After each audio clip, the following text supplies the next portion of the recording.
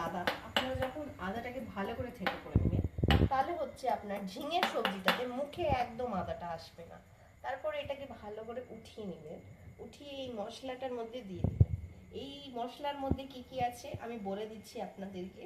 একটু হলুদ গুঁড়ো, একটু হচ্ছে আপনি দেবেন হচ্ছে জিরে গুঁড়ো, ধনে গুঁড়ো, তারপরে আপনি দেবেন এর মধ্যে একটু সবজি মশলা, যেটা এভারেস্টের হওয়া উচিত। আর একটা আমি জিনিস দিয়েছি, সেটা হচ্ছে চিকেন মশলা, ওটা হচ্ছে সিক্রেট মশলা, তো আপনারাও ইউজ করতে পারেন। তারপরে আমরা কি করছি আপনারা একটু দেখুন। এই যে দেখুন পেঁয়াজটা হালকা হালকা করে ব্রাউন হচ্ছে, তার মধ্যে আমরা কাঁচা লঙ্কা চেড়ে দিয়ে দিয়েছি। পেঁয়াজটা হালকা হালকা ব্রাউন হোক, আমরা একটু ভাজি এটাকে ভালো মতো। তারপরে দেখুন আমরা এই যে দেখুন পেঁয়াজটা হালকা হালকা ব্রাউন হয়ে আসছে। তারপরে আমরা এই যে মশলাটা যেটা করেছিলাম, মানে আমরা যেটা দিয়েছিলাম, সেটাকে আমরা আস্তে আস্তে করে দিয়ে দেব। দেখুন সে পড়ে গেছে মশলাটার মধ্যে। তারপরে হালকা করে এর মধ্যে এটাকে নাড়তে লাগবে। নাড়তে নাড়তে এর মধ্যে থেকে যখন দেখবেন তেল ছেড়ে দিয়েছে, তখন ভাববেন যে মশলাটা ভাজা হয়ে গেছে। তারপর আমরা এর মধ্যে টমেটো অ্যাড করব।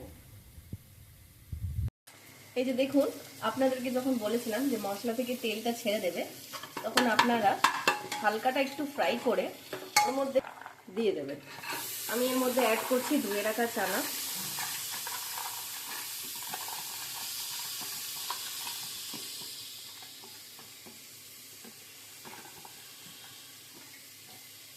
এবার এটাকে আমি ভালো করে ভাজবো যতক্ষণ না মশলাগুলো চানার গায়ের মধ্যে লেগে না যায়।